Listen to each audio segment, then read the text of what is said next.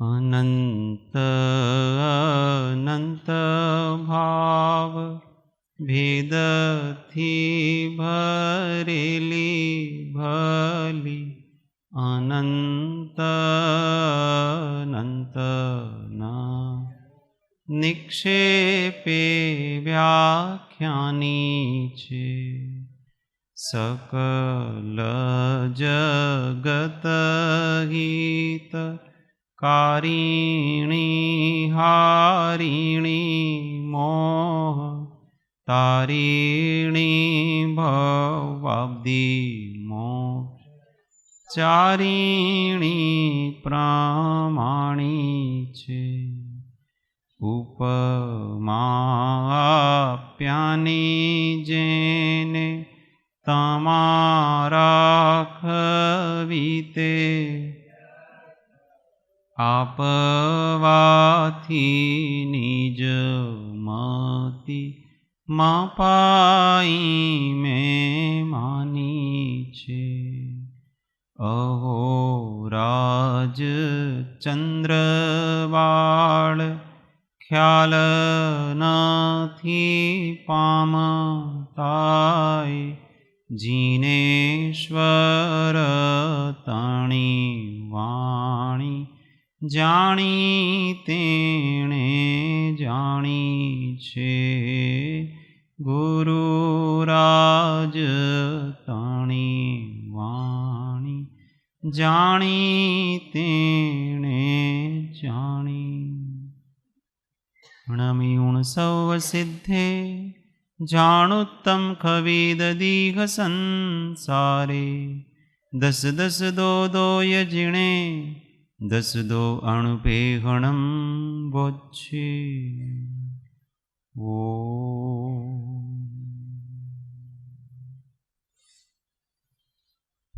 जय जिनेन्द्र जय सद्गुरु। तत्व विचार में श्री वारस अणुवेद का सतशास्त्र श्रीमद् भगवत कुंद कुंदाचार्य विरचित धर्म भावना का अनुचिंतन चल रहा है। उसमें आज कौन सी 76 है?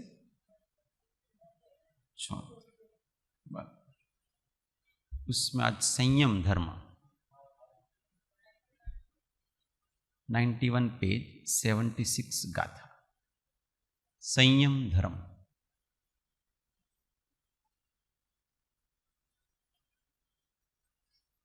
पिछली बार अपना सत्संग था, उसमें फिर बाद में किसी ने प्रश्न पूछे,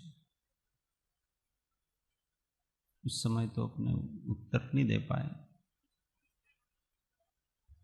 संकल्प के विषय में चर्चा चल रही थी। संकल्प 3 प्रकार के बताए थे। कौन कौन से? शुभ संकल्प, अशुभ संकल्प और शुद्ध संकल्प।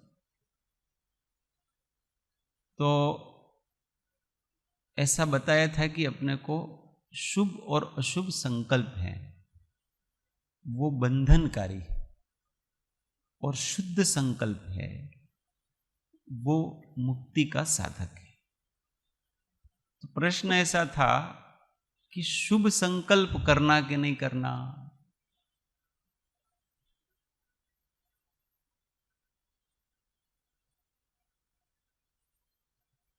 तो शुभ का अर्थ जो शुद्ध में ले जाए, ऐसे संकल्प करने में कोई दिक्कत नहीं है।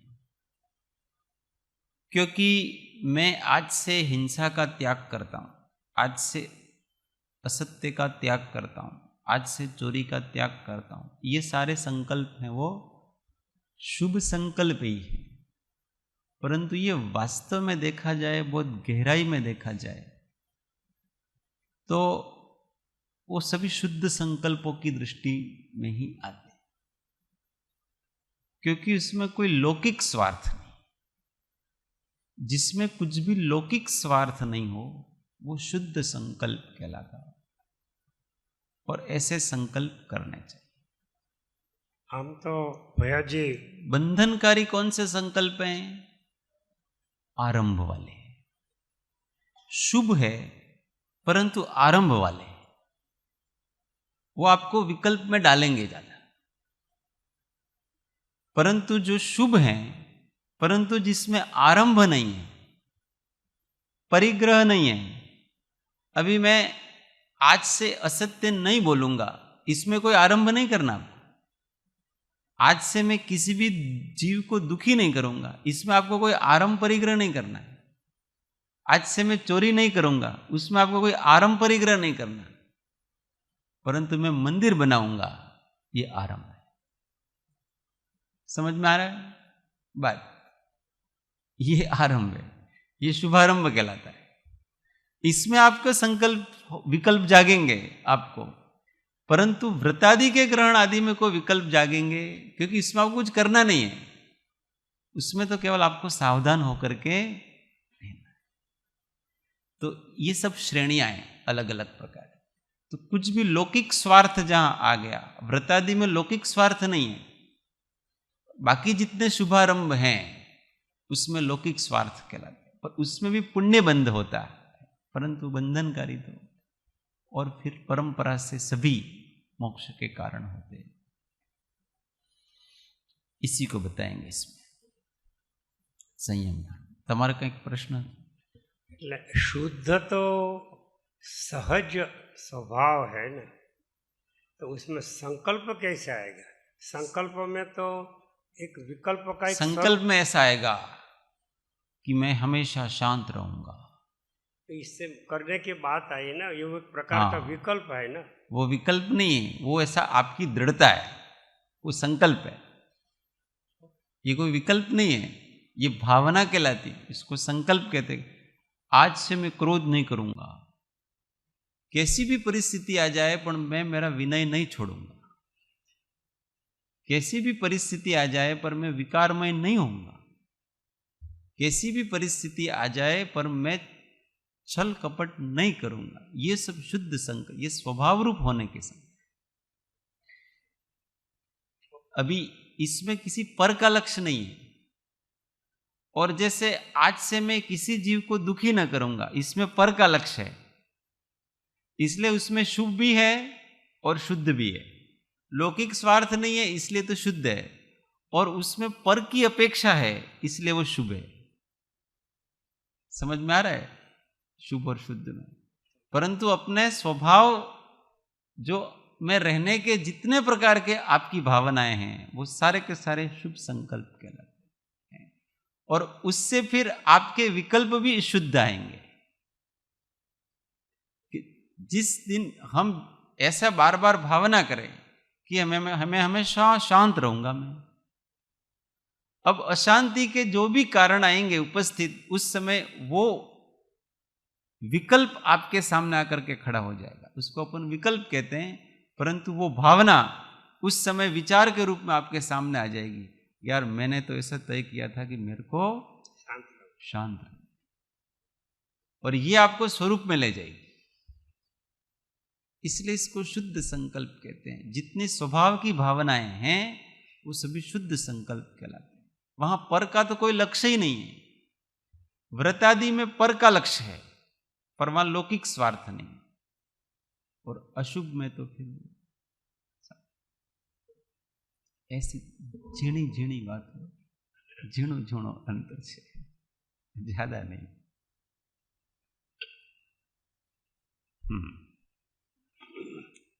आधी आधी लाइन बोलना।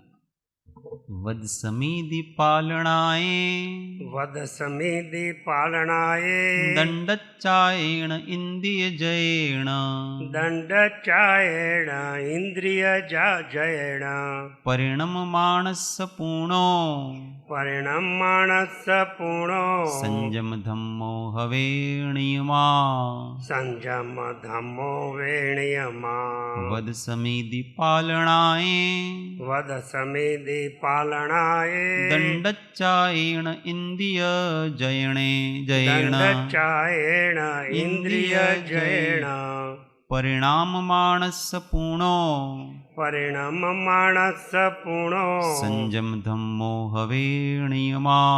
संयम धम्मो वेणियमा सब साथ में वद समिधि पालनाय दंडच्चायेण इंद्रिय जयेण परिणम मानस पूर्णो संयम धम्मो हवे नियमा। जो पालता समिति इंद्रिय जीतता है योग रोध करता व्रत धारता है ऐसा महाश्रमण जीवन जी रहा है सद्धर्म संयम सुधा वह पी रहा है जी पाल तो समिति इंद्रिय जीत तो जे वड़ी योग रोध करिसु व्रत ने धरे जे एवा महामुनिनु जीवन दीप तो छे सधर्म संयम सुधा रसवेर तू छे। व्रतों और समितियों के पालन रूप दंड त्याग अर्थात मन वचन काया की प्रवृत्ति के रोकने रूप और पांचों इंद्रियों के जीतने रूप परिणाम जिस जीव के होते हैं उसके संयम धर्म नियम से होता है। सामान्य रूप से पांचों इंद्रियों और मन के रोकने को संयम धर्म होता है। व्रत समिति गुप्ती इसी के भेद। तो संयम किसको होता है? संयम का अर्थ होता है अपनी मर्यादा में रहना। जीव की मर्यादा क्या है? जीव की मर्यादा अपने जीव भाव में रहना, वीतराग भाव में रहना, ये जीव की मर्यादा है। राग द्वेष रहित निस्तरंग होकर के प्रशांत ज्ञाता बने रहना, ये उसकी अपनी स्वरूप मर्यादा है। इसके अतिरिक्त जो भी करते हैं वो हम उससे बाहर जाते। तो बाहर जाने से अपने को अटकना है। कौन अटकाएगा? संयम। कैसे अटकाएगा? तो व्रतों और समितियों के पालन, व्रतों का पालन करेंगे। सबसे पहले तो संक्लेश परिणामों से बचना। हमारा उपयोग, हमारे परिणाम बहिर्मुख होते हैं। किस लिए होते हैं? 5 इंद्रियों के माध्यम से होते हैं।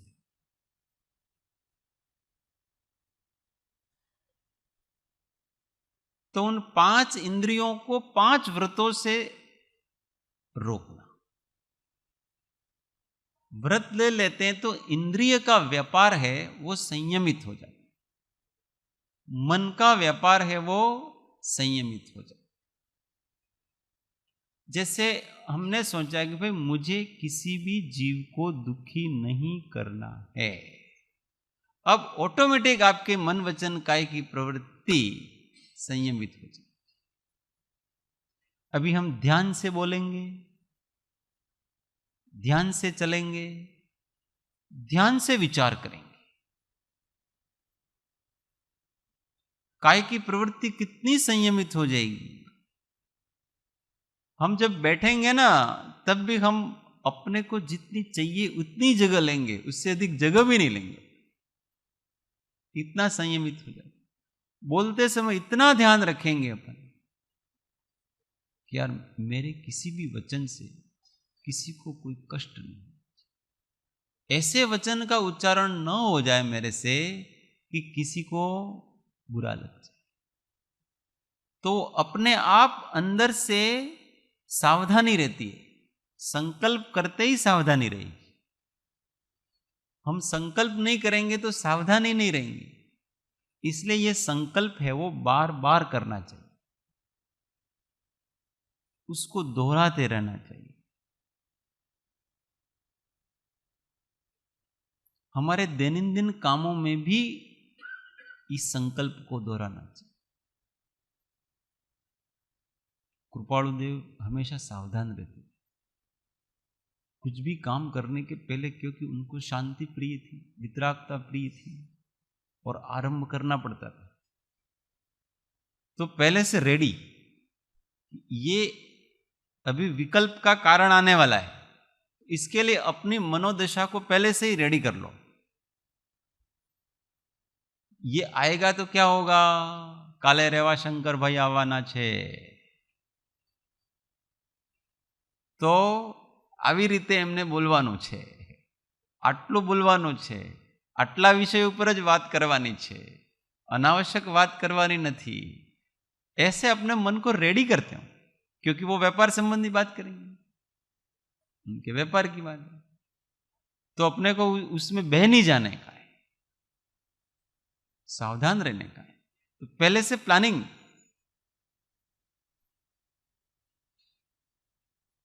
आजे घरे जाऊं छे, अभी पहले से सावधान हो जाओ। घर में आपके सामने ये परिस्थिति आएगी, सबसे पहले आपका पोता के पोती आएगी आपके पास, आएगा कि नहीं, या बेटा हो बेटी, वो जैसे ही सामने आएगी आपकी स्फुरणा क्या होगी अंदर से, ये सोच लो। हमको प्रवाहित नहीं होने का, अति उत्साहित नहीं होने का, अपने आप को भूलने का नहीं है, अपना गांभीर्य बना रहना चाहिए और प्रसन्नता भी बनी रहनी चाहिए, दोनों। अब उसको कैसे मेंटेन करेंगे अपन, पहले से सावधान। बेटा भी आएगी, बेटी भी आएगी, पड़ोस वाले भी आएंगे, सब आएंगे, सब मिलेंगे, और जैसे ही मिलेंगे वो पहले वाला माहौल चालू हो जाता है, होता है ना, सारा, और हमारा पहले का डिलीट हो जाता है। क्यों डिलीट हो जाता है, हम संकल्प करके नहीं जा रहे। संकल्प करके जाना चाहिए कि हमारे ये वातावरण में जा रहे हैं, इस वातावरण में ये परिस्थितियां होगी, हमको बहुत सावधान रहना है। यहाँ तो सहज ही सावधानी होती है सत्संग में, वहां हमको प्रयत्न करना पड़ेगा। तो जब ट्रेन में है तब से ही प्लानिंग करना, यहाँ से ही वहाँ इस प्रकार से रहने, अपने को ये अपनी शांति, अपनी वो सब संभाल के रखना। वहां राग के निमित्त ज्यादा आएंगे, वैराग्य कम पड़ जाएगा। ऐसा नहीं हो कि हम एक में खो जाएं उसके साथ, कठिन।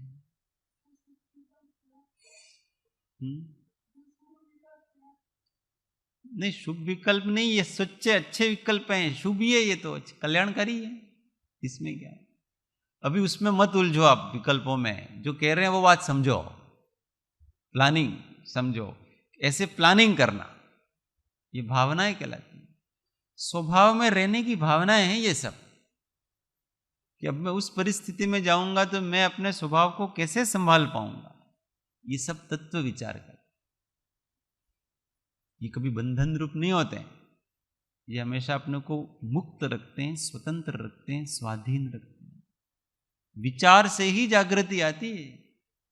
ज्ञानी पुरुष, महात्मा पुरुष विचार से जागृत रहते हैं, विचारे करीने जे जागृत रहे छे, इसे मुनि 525 में कहा ना, विचार, हमेशा विचार की जागृति बनी रहनी चाहिए। तो हमने संकल्प कर लिया कि मैं आज से किसी को दुखी नहीं करूंगा, तो अपने आप सावधानी और जागृति आ जाए। जब संकल्प कर लिया कि मुझे झूठ नहीं बोलना, तो अपन अपने आप मर्यादित हो जाएंगे, अब बोलना कम ही हो जाएगा। क्यों, ज्यादा बोलेंगे तो कुछ न कुछ अयथार्थ असत्य वचन अपनों से बोला जाएगा,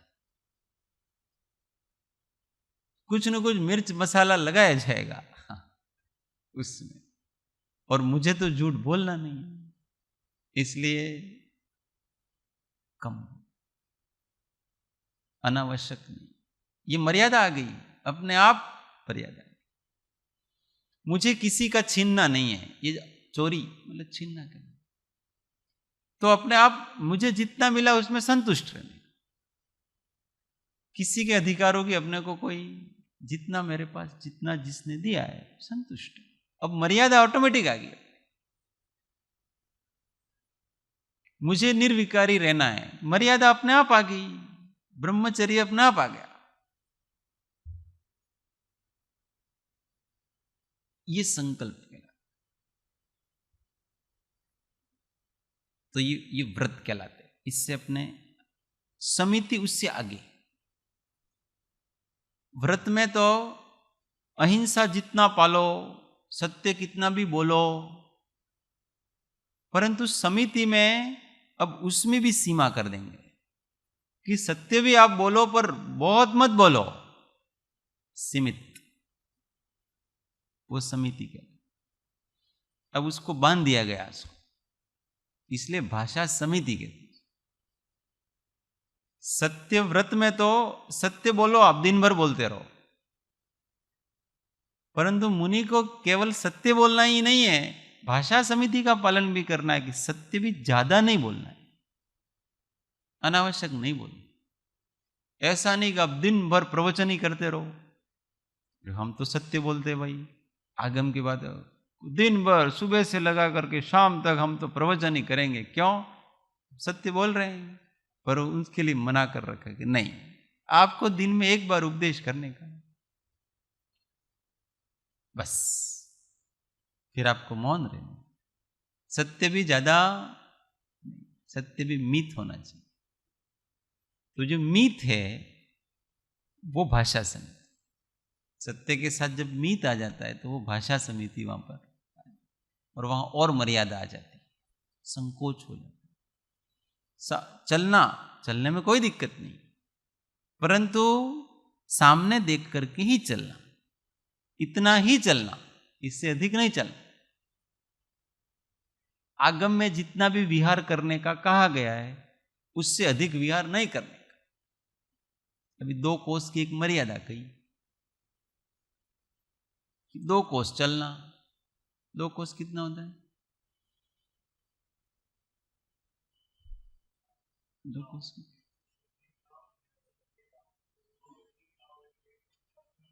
એટલે કિલોમીટરમાં તમે કન્વર્ટ કરો,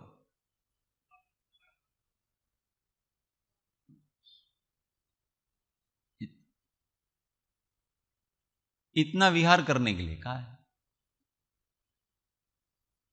उतना विहार करने का।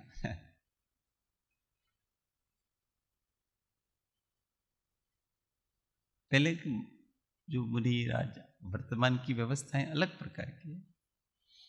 वो जहां शांत ढली अथवा अपना जो जितना विहार का उतना विहार कर लिया और वहीं बैठ गए, नो प्रॉब्लम।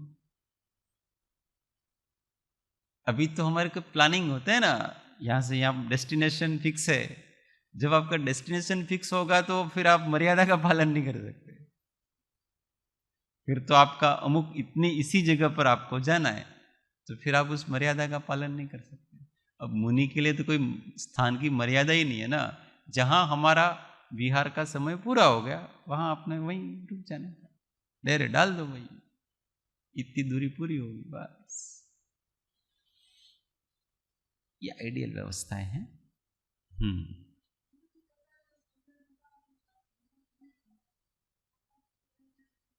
हाँ, जो जोरदार बात पकड़ी हो। 2 दिन पहले तो बताया कि संकल्प करना ही नहीं, और आज कह रहे हो कि संकल्प करने ये सारे। तो भाई हमारी भूमिका में हमारा स्वभाव संकल्प रहित है, इसलिए कुछ भी संकल्प नहीं करना। ऐसा आचार्य महाराज कहते हैं, मां चेष्टत मां जल्पत मां चिंत्य, कुछ भी चेष्टा मत करो काय की, मुझे कुछ भी करना है ऐसा अंदर से भाव मत करो, कुछ भी मत बोलो, कुछ भी अभिव्यक्त मत करो, और कुछ भी मत सोचो। इससे आत्मा आत्मा में रहेगा, और इसका नाम परम निश्चय ध्यान कहलाता है। वास्तविकता तो ये, करना तो हमको ये है। इसलिए कहा था कि बिल्कुल संकल्प मत करो। कुछ भी करोगे तो बंद हो गए। अब उस दशा में हम रह नहीं सकते हैं, तो क्या कर सकते हैं? उसी का संकल्प करो। जिस दशा में रहना है उसी का संकल्प किया जाए कि मुझे किंचित भी काय की चेष्टा नहीं करनी है, ऐसा संकल्प करो, ऐसा विचार करो। मुझे बिल्कुल नहीं बोलना है, बोलने का इच्छा ही नहीं रखनी, ऐसी भावना। मुझे कुछ भी विचार करना नहीं है, विकल्प मात्र दुख है, कुछ भी नहीं विचारना है, मेरा स्वभाव ही नहीं, ऐसा विचार करो। इससे ये परंपराएं समाप्त होगी, चलने की, बोलने की, ये सब। और ये भावनाएं करते करते एक दिन हमारे मन वचन काया की प्रवृत्ति अत्यंत प्रक्षीण हो जाएगी, फिर स्वरूप लीनता आ जाएगी। जो प्राप्त करना है संकल्प किए बगैर तो रहेंगे नहीं, तो जो ध्येय है उसी का संकल्प किया जाए, उसी का विचार किया जाए, इसी का नाम आत्म भावना। और उससे भी नहीं रहा जाता है, इतना तो हम सोच नहीं सकते हैं, तो और भी हमारे कुछ न कुछ अनलगर विचार तो आएंगे ही आएंगे। तो फिर इससे अच्छा है कि अच्छे विचार करें कि सभी जीव सुखी हों, सबका कल्याण हो, मेरे निमित्त से कोई दुख न पाऊं, मैं सदा सत्य का पालन करूं, इस प्रकार ये न मामा करता केणो मामो सा, इसलिए बाकी तो मामा ही नहीं चाहिए न अपने।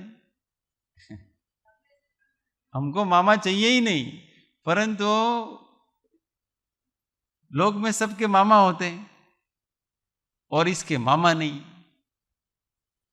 तो सब यार तेरे मामा ही नहीं है। हमारे तो देखो मामा होते हैं, दिवाली की छुट्टी में मामा के घर जाएंगे, अब ये कहाँ जाए? तो इसको बड़ी तकलीफ है कि मामा तो चाहिए।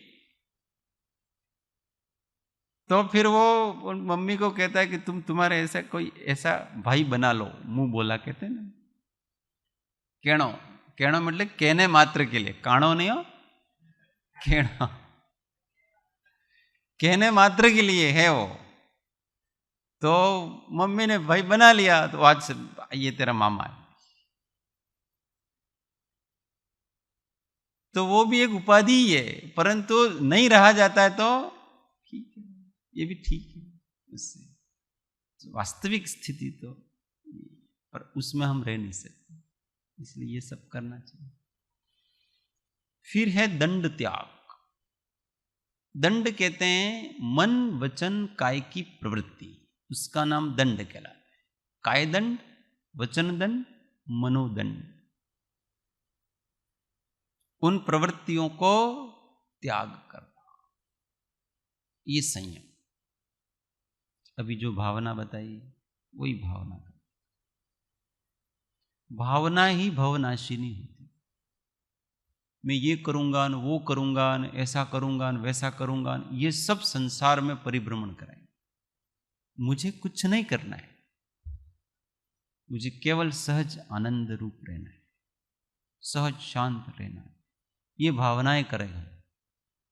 देखना थोड़े समय में हमको कुछ भी करने की इच्छा नहीं होगी, केवल शांत होकर के आत्म ध्यान करने की इच्छा होगी, और कोई इच्छा ही पैदा नहीं होगी अंदर से। और उस समय जो अमृतपूर्ण शांति पैदा होगी ना अपने, वो 3 लोक की संपत्ति दे दो ना तो भी नहीं, मन चलित ही नहीं होगा जरा भी, ये भावना करने से। मोही जीवों को मैं क्या करूं, कैसे करूं, ये करूं, कुछ मत करो न। जब ऐसे विचार आए तो कुछ नहीं करना। परमात्मा की प्राप्ति केवल शांत होकर के किसी एक आसन में बैठ करके उसकी भावना करने से हो जाती। इसके लिए कुछ और विशेष करने की जरूरत नहीं है। बाकी अगर आपको संसार का कुछ करना है तो बहुत हाथ पैर मारो, परंतु हमारा ध्येय तो परमात्मा की प्राप्ति है, और उसके लिए तो आप शांत हो जाओ और बैठो आराम से, आत्मा से पूछिए क्या चाहिए। क्यों इतना सारा दीवाना हो रहा है भाई? ये दीवानगी क्यों? पूछे आत्मा से, तेरे को चाहिए क्या? और अगर यूं कहे कि मेरे को तो आत्मा चाहिए, मुक्ति चाहिए, तो तू तो आत्मा है ही। अब तेरे को क्या चाहिए? हम आत्मा नहीं है क्या? जिसको खोज रहा है वो तो मैं ही हूं। हमको विश्वास नहीं है कि मैं हूं। आत्मा के ऊपर विश्वास नहीं है। हमको ऐसा लगता है कि आत्मा कोई ऐसी नवीन वस्तु होगी। पर जिस दिन ये विश्वास हो जाएगा ना, उस दिन आश्चर्य करेंगे, ये हमेशा से था।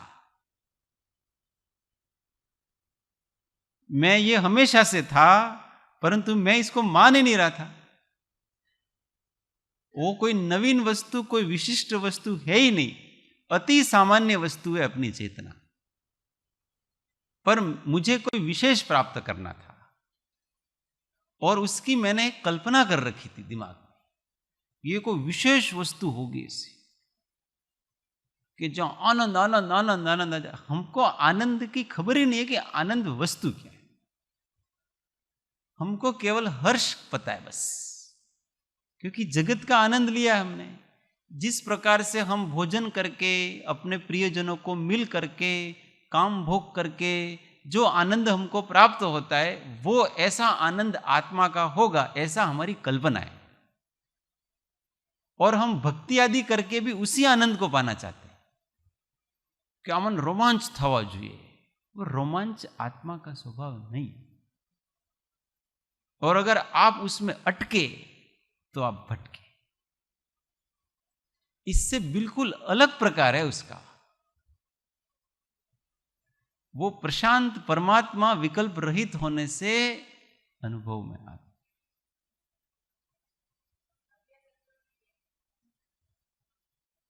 इसलिए सही वस्तु का निर्णय किया जाए, सही तत्व का निर्णय किया जाए, तो हम वहीं के वहीं स्थिर हो जाएंगे। कहीं कुछ लेने जाने की कोई आवश्यकता नहीं, कहीं से कुछ मिलने वाला नहीं। जो मिलेगा वो इस शरीर प्रमाण जगह है ना, उस जगह में जितने आत्म प्रदेशों में ये चेतना रहता है ना, बस वहीं सब कुछ है। पण विश्वास थतो નથી। बराबर।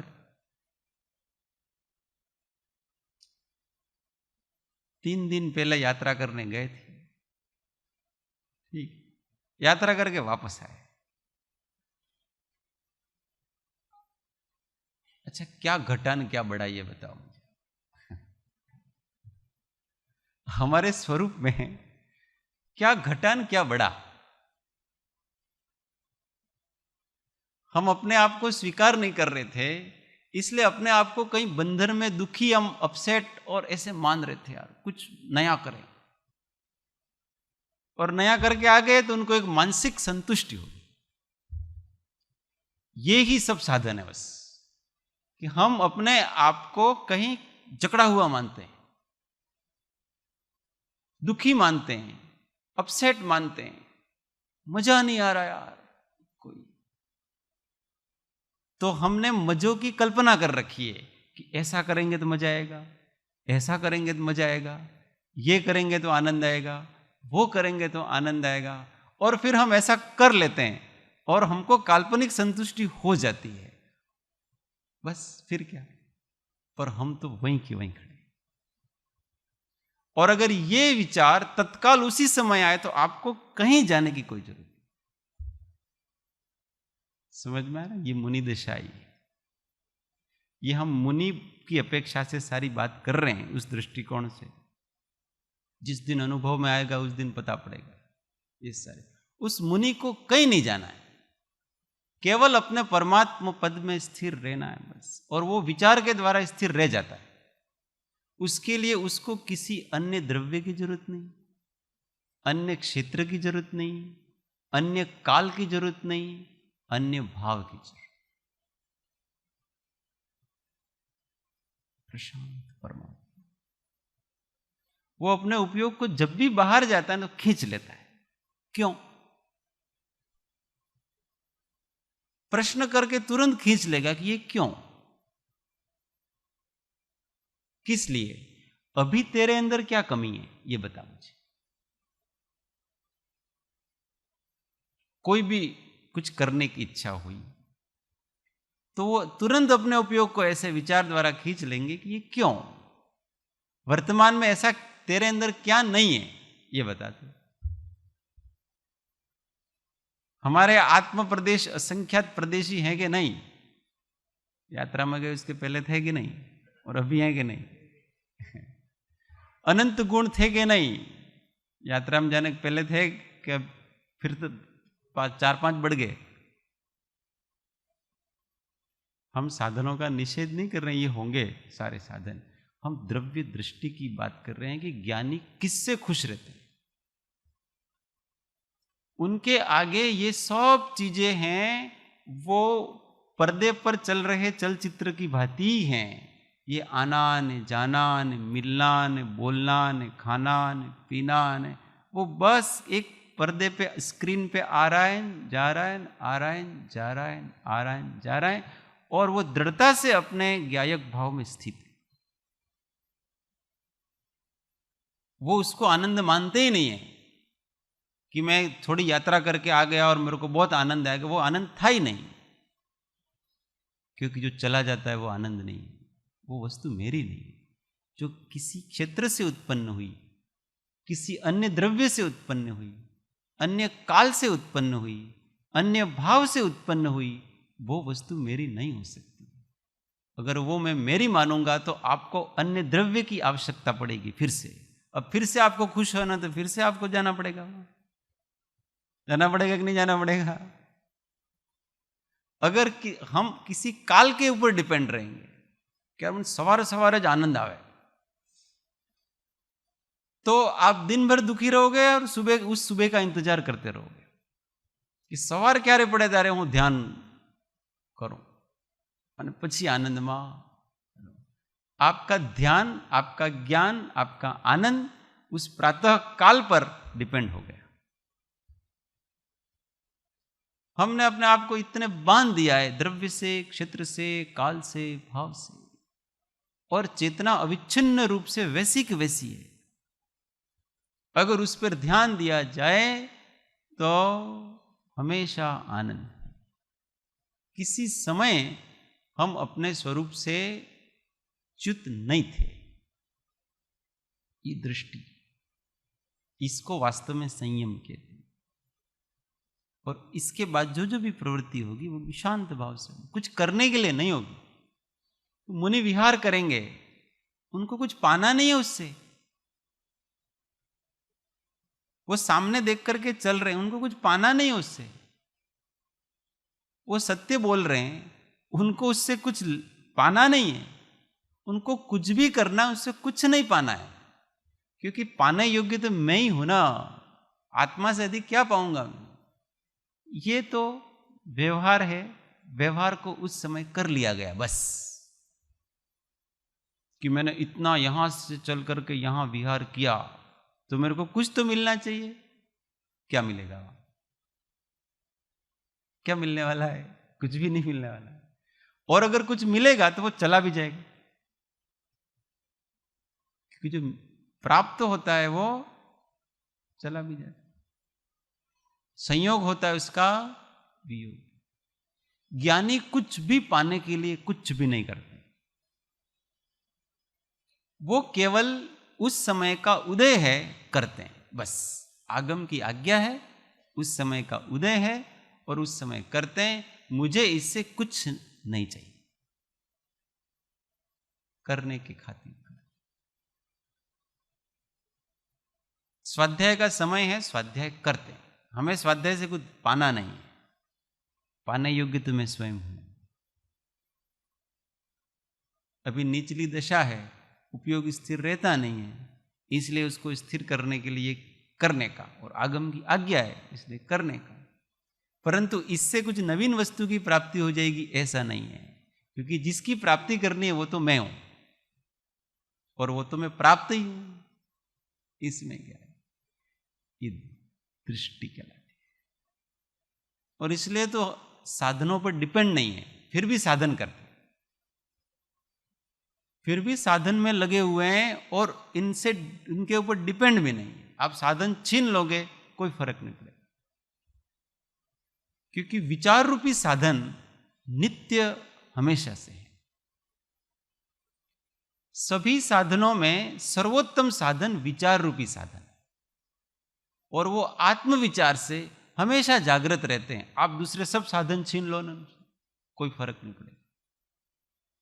विचार रूपी साधन कर विचार तो, क्योंकि वो साधन हम स्वयं हैं, बाकी सब साधन में पराधीन है, पर विचार है वो स्वयं हमारा है। हम हमेशा तत्व विचार के द्वारा जागृत रह सकते, किसी की जरूरत नहीं पड़ती उसको। ऐसा स्वाधीन साधन है और आज तक विचार के अलावा कोई साधन बना ही नहीं है।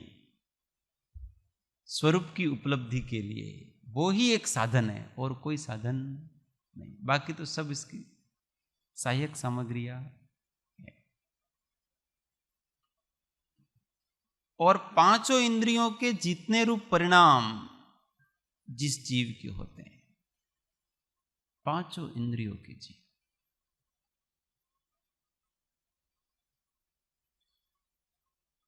जितेंद्रियपना, स्पर्शन इंद्रिय, उसके 8 विषय, ठंडा, गरम, हल्का, भारी, स्निग्ध, रुक्ष वगैरह। इसमें जो अनुकूल हैं उनके प्रति राग नहीं होना और प्रतिकूल हैं उसके प्रति द्वेष नहीं। ये स्पर्शन इंद्रिय का जीतना है कि आपने जीत ली स्पर्शन इंद्रिय। ठंडी अच्छी लगती है उससे राग नहीं होना, गर्मी बुरी लगती है उससे द्वेष नहीं होना। ठंडी को ठंडी के रूप में स्वीकार कर लेना, गर्मी को गर्मी के रूप में स्वीकार कर लेना, जो जैसा है वैसा उसको सहज स्वीकार कर लेना, ये स्पर्शन इंद्रिय का जय है। रसना इंद्रिय का जय, जो रस जैसा है वैसा स्वीकार कर लेना। इष्ट रसों में राग नहीं होना, अनिष्ट रसों में द्वेष।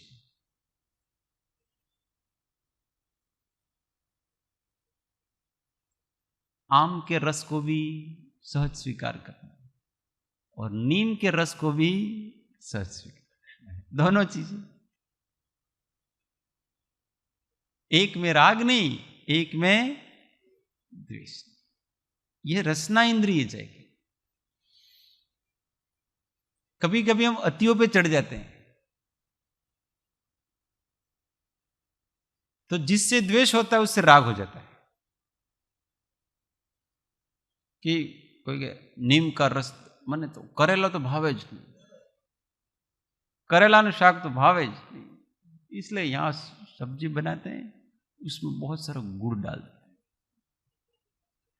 गुजराती करेले का शाक खाओ तो ऐसा लगे कोई चाशनी खा रहे हैं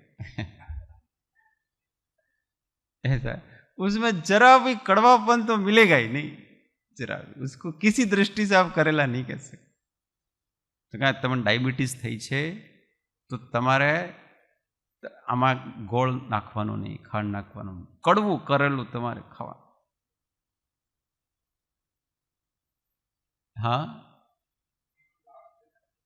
अब वो क्या होगा कि धीमे धीमे प्रैक्टिस करेगा। अभी प्रैक्टिस नहीं हुई उसकी, तो पहले तो बहुत बुरा लगेगा उसको, तो प्रैक्टिस करेगा और ऐसा समय तो वर्षों से जब वही करते हो ना, उससे प्रेम हो जाता है।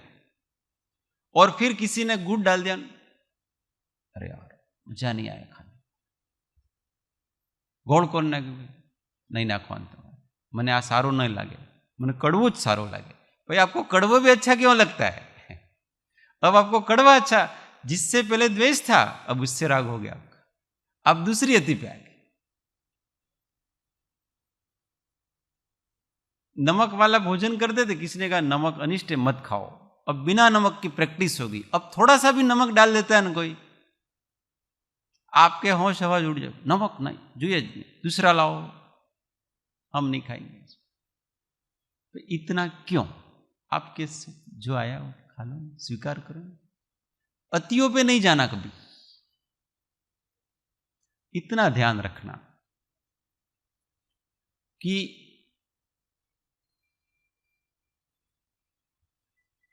वस्तुएं दो प्रकार की होती।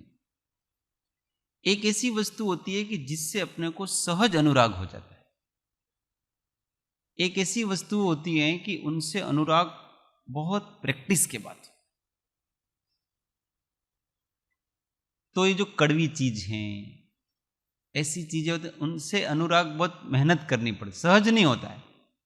कुछ चीजों से सहज हो जाता है अपने, तो जिससे सहज अनुराग हो जाए उससे जरा सावधान रहना, इतना करना। बाकी ये भी ध्यान रखना कि हम दूसरी अति पर न पहुंच जाए। इसलिए मुनि के रसना इंद्रिय के विजय में ऐसा नहीं है कि आज मैंने इस रस का त्याग किया न उस रस का त्याग किया, न ऐसा नहीं होता। मुनि के रस त्याग हमेशा से, वो तो जो दिया हो ठीक है, केवल शांत रस से उसको ग्रहण कर लेते हैं, वो शांत रस में रहते हैं बस। बाकी तो जो रस हो तो ठीक है ना, कड़वा हो तो कड़वा, नहीं बस अहिंसक होना चाहिए और कोई प्रॉब्लम नहीं। ये रसना इंद्रिय, घ्राण इंद्रिय जैसे सुगंध हो दुर्गंध सहज स्वीकार कर, उसमें कोई रुचि करने की जरूरत नहीं है, स्वीकार करो, है उपेक्षा बुद्धि से। ऐसे सभी इंद्रियों के विषय में शब्द कोई भी, कभी प्रशंसा का शब्द हो, कभी निंदा का शब्द भी हो, दोनों को सुनने की आदत पड़नी चाहिए, बड़े ही तसल्ली से।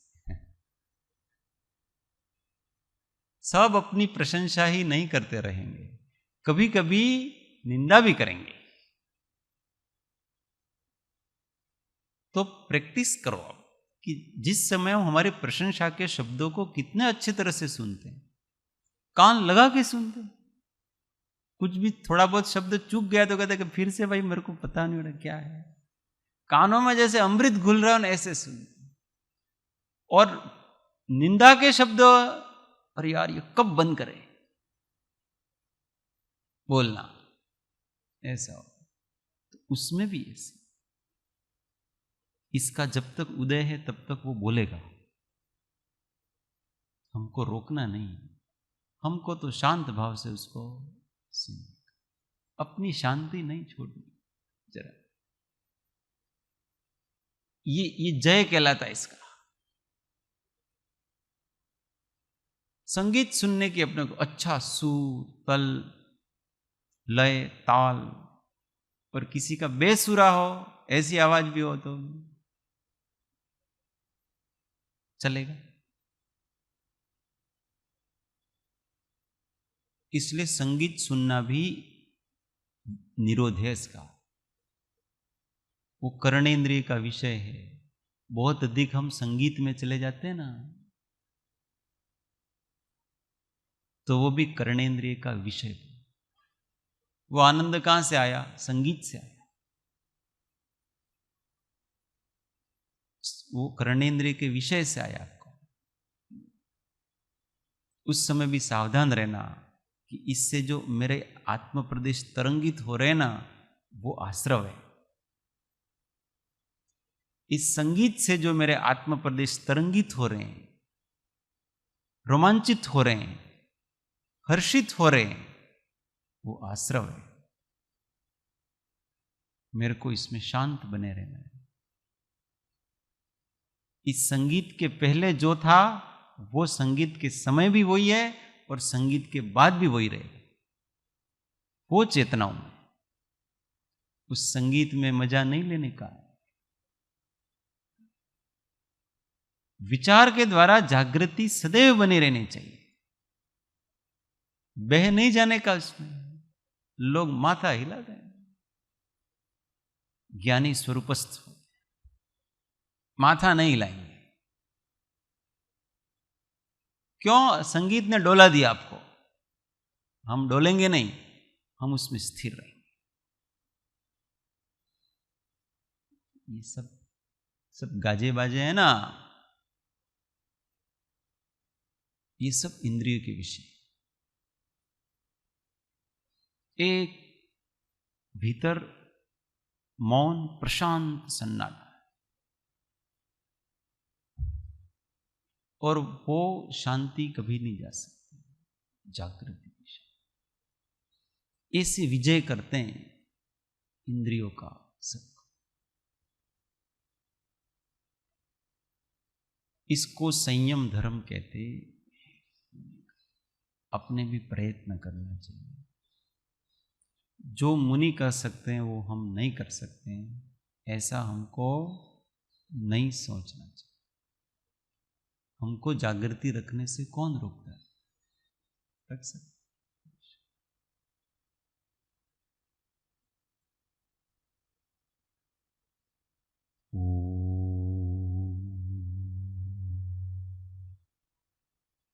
सुखधाम अनंत सुसंत चहि, दिन रात्र रहे तध्यान। पर शांति अनंत सुधामय जे, प्रणमो पद तेवर तेज। ओ प्रणमो पद तेवर तेज। सद्गुरु परम कृपाणु त्रिलोकनाथ की जय। सब संतन की आनंद घन। ओम।